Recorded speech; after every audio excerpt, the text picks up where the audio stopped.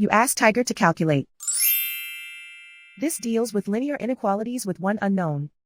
The final result is x smaller than -7/6 smaller than -11/6. Let's solve it step by step.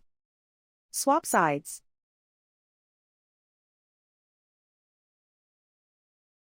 Group all constants on the right side of the inequality.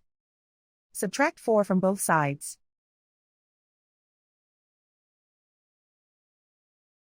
Simplify the arithmetic.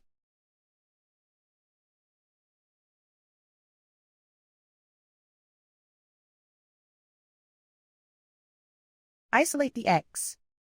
Divide both sides by 6.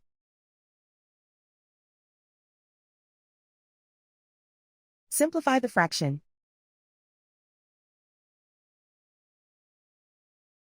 Plot the solution on a coordinate grid. And so the final result is x smaller than -7/6 smaller than -11/6.